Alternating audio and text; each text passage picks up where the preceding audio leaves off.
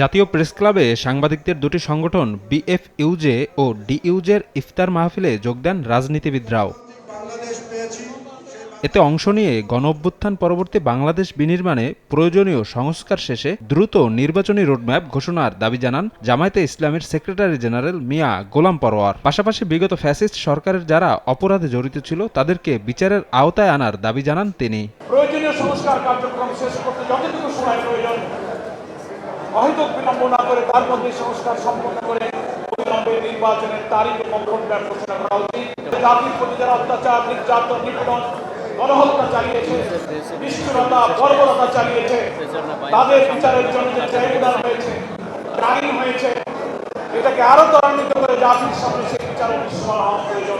এদিকে রমনার ইঞ্জিনিয়ার্স ইনস্টিটিউশনে প্রকৌশলীদের নিয়ে আয়োজিত ইফতার মাহফিলে যোগ দিয়ে সার্বভৌমত্বের প্রশ্নে সবাইকে এক থাকার আহ্বান জানান জামায়াত আমির ডাক্তার শফিকুর রহমান। বলেন, রাজনীতিতে মতপার্থক্য থাকবে, তবে জাতীয় স্বার্থে সবাইকে এক থাকা উচিত। ইনসেক্ট রিপেলেন্ট মাস্টার ব্যাচ যুক্ত আরএফএল ওয়াট্রো, কাপড় যত্নে রাখার নাম্বার 1 সলিউশন।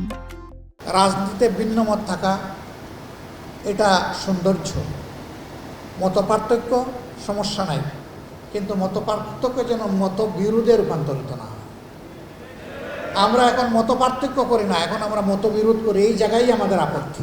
জাতীয় স্বার্থের জায়গাগুলোতে মতপার্থক্য পর্যন্ত আমরা দেখতে রাজি না। এই জায়গাতে আমরা সবাই এক হয়ে যাওয়া উচিত। এ সময় বুয়েট শিক্ষার্থী আবরার ফাহাদ হত্যায় দোষীদের সঠিক বিচার চান জামায়াত আমির।